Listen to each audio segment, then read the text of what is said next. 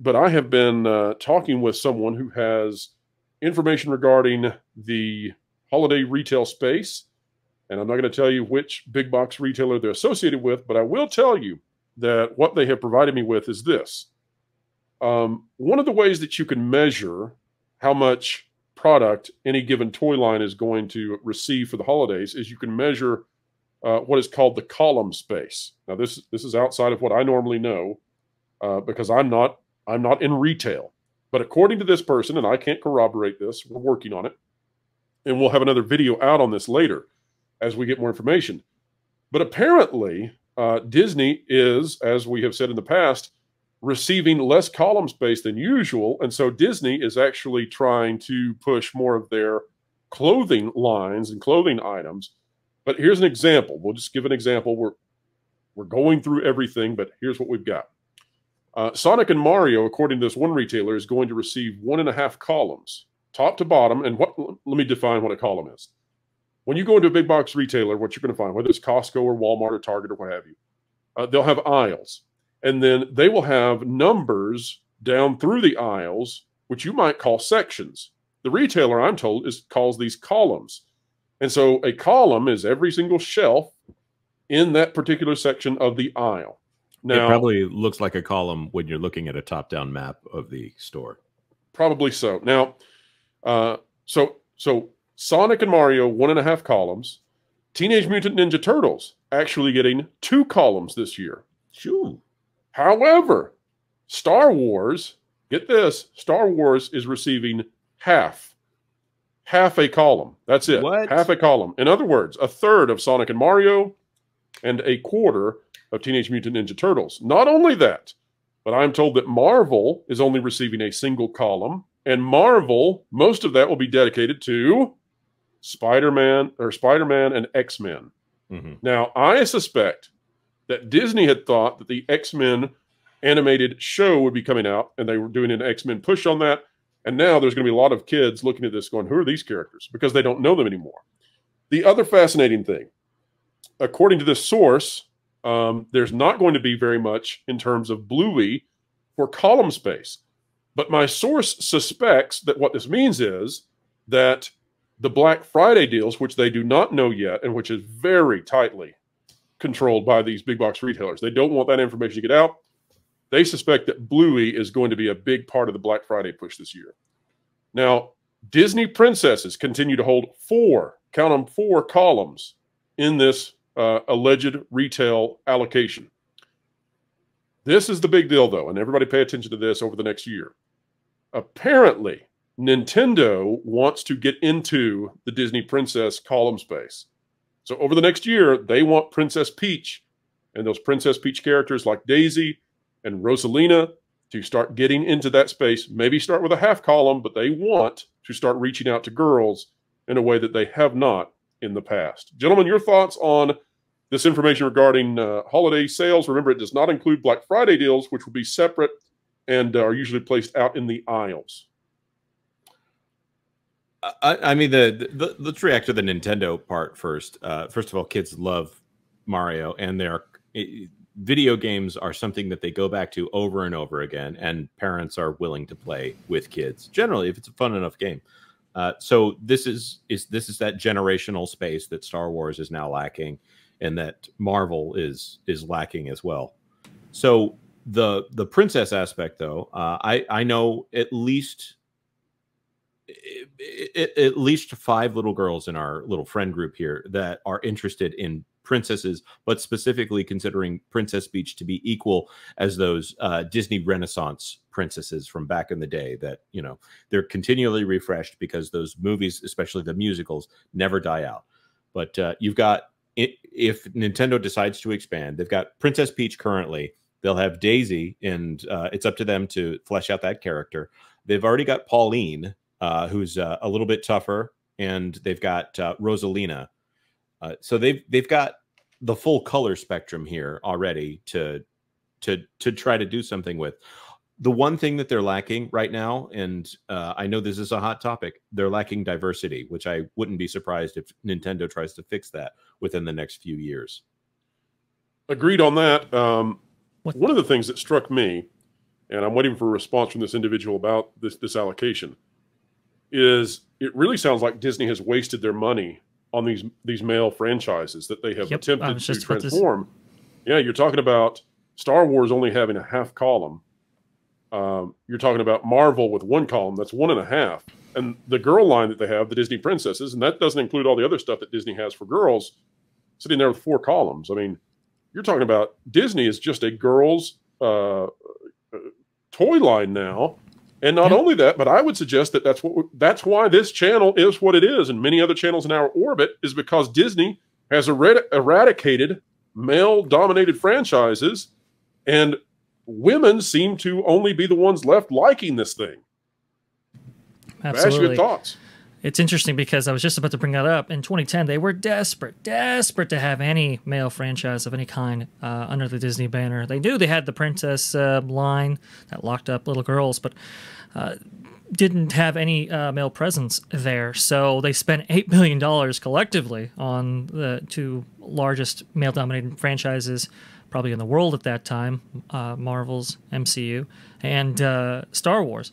And now they've completely squandered them under this idea, this fantasy that, oh, well, we can even grow these out, right? We can have cross-gender appeal here if we appeal to women. And what's kind of happened as a result of that is now it's one of these things where men don't find it nearly as interesting anymore. So it's interesting how that's actually played out there, and you can see how obsessed with this notion that Disney was at that time. They renamed Tangled from Rapunzel, the Snow Queen, to Frozen, because the belief was, well, Princess and the Frog didn't do well because it had princess in it. So in order to broaden our appeal in that direction, let's go ahead and go with these gender neutral titles, let's say. And it worked, but it simply doesn't quite work when you start messing with that content. And I think that's what we're seeing here. If only they had a chain of retail stores across the nation, maybe you could call them Disney stores, and they could sell their own properties right there and have all the shelf space that they want. Oh, wait, don't have that either. It's a fascinating point. And you think about, especially because we referenced the Nielsen numbers before you were on here, Vash, but you look at Grey's Anatomy and Gilmore Girls. If they decided to take Grey's Anatomy and Gilmore Girls and say, you know what, this is going to be our our chance to get into the boys 10 and under demographic. Right. So we're going to take this show, this very chick lit show, Gilmore Girls. And by the way, Gilmore Girls is well written. I'm not insulting the show. We're going to take this and try to say, you know what, that's your little boys franchise now. What would you do in order to get that to fit into this other market? Incorporating a male main character into that show, and you don't have to have watched Gilmore Girls to get this analogy. Incorporating a male main character, and let's say a 10-year-old male main character into that show, it would just be weird. Right. Now, Star Wars, because of the political climate we have and the politeness of everyone, no one wants to say this is a franchise for boys. Except that we've reached this point where they have eliminated the masculinity of all of the male characters. And all that is left is, in bless her heart, I like Daisy Ridley, but the character they've saddled her with is too perfect. She is the replacement for both Han Solo and Luke Skywalker. Yeah. And it's just not interesting. She's supposed to be a love interest, but she has no romance. She's not supposed to be a love interest, but they threw in an awkward kiss at the end of the third movie to try to pretend like there was one. And also, they have a Darth Vader that is, I guess this entire time he's been pining for her, but we don't understand. I feel bad for Finn there, by the way. Yeah. He had a great secret that he had to tell Rey that they completely forgot to forgot about that storyline, and so they just threw in a romance. By the way, we got to make sure he's got a case of the not gays. We gave him a girlfriend. They were hinting at a romance between them in the first movie, and then that didn't quite go anywhere by the third movie. And then they try to, like you said, Jonas, they tried to force in the romance with Kylo Ren there. That was a little bit awkward, but hey, got to get those Reylos. I get it. I understand. But to bring it back to what I was trying to say is, please, It is so awkward when they take something that works so well in one demographic and try to say, you know what? We're not even going to go for mass market appeal. We're going to assume that the audience will stay with us, and we're going to try to drive to the completely opposite end of the demographic spectrum here. It just, Right. I can't think of a single time that that has worked. It has happened by accident. If it's there and you can cultivate it, okay. But I don't think that's ever been forced. Well, and there were characters, if you wanted to integrate, let's say, characters into Star Wars, for example, right? You could have done that with, like, Mara Jade, for instance. She was beloved by a lot of the EU fans out there, a lot of the hardcore Star Wars fans. They decide to, scrap that character, apparently in some, I don't know, some continuity. I don't know, Luke was with somebody, not with somebody, Tombstone there, not sure what's going on there, but let's go ahead and push that out, try to set up this new character that nobody knows. There were great storylines in the EU that you could have gone with Jason, Jaina, and all that kind of stuff, and some really interesting things that could have been played out there, but they decided to foist us this bland, I don't know, girl boss almost, not quite, but you know what I'm saying. It's the same character that we have seen from a lot of Disney content, whether it be Marvel, Star Wars, and the like, for a long time now, and it's very, very uninteresting. It's not nearly as interesting or compelling as the female characters that existed in Star Wars, the female characters that existed in the canon of Marvel, and we have them replaced with, I don't know, generic female characters that are interchangeable with the other and extremely forgettable. Mm-hmm. Well, great points, all, definitely. Tom, I want to go to you. We haven't got your thoughts on this yet, but Tom, talk to us for a moment about Nintendo and their attempts to get into the Princess line, specifically in retail. They're not just limited to Princess Peach, of course. They could bring in Zelda. They can bring in the Metroid line. They can bring in so many other things. Do you think that Nintendo actually could be a threat, not only in the male retail space, but in the female retail space? Oh, absolutely. Animal Crossing, anyone? I mean, oh yeah, you name it, they'll be able to just kind of slap it out there. And I mean, even Five Nights at Freddy's, which is not a specific Nintendo property.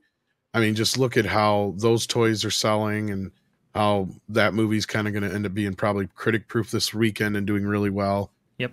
This is what kids are into. My kid was never much into TV or movies growing up, but he was into video games, and stuff like Sonic and Mario and Nintendo related stuff is, I think, definitely going to sell well. And I think it really goes to show you how poor.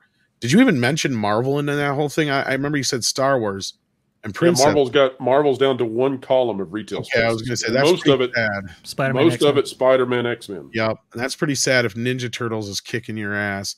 And I like Turtles. Not to give them a false sense of hope. I like turtles. Yeah, this Mutant Mayhem stuff does not appear to be selling very well at all, but the classic stuff is doing very, very, very well.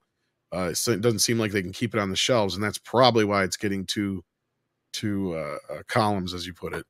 But I think that just speaks to how poorly everything else is doing, because I don't think Ninja Turtles is doing all that great, really, either. They had a good I don't year. either. Yeah, they had a good year. They thought it would do great. I don't think it is. Well, they had a good year to kick off with. They had already sold $1 billion worth of stuff here in the first half of the year, but that was all classic stuff. That's what I was going to ask you, Tom. What percentage do you think is original packaging and original toy lines brought back versus the new Turtles? Oh, all of it, because I don't think because the quarter that Mutant Mayhem stuff is going to be in isn't going to be till this last quarter. So then we'll know what the real sales are. But I just got to go to my local store to see that the stuff is still stuffed on the shelves. Yeah, I'm already seeing discounts on Mutant Mayhem. Exactly. Yeah, it just Main not Turtles. moving.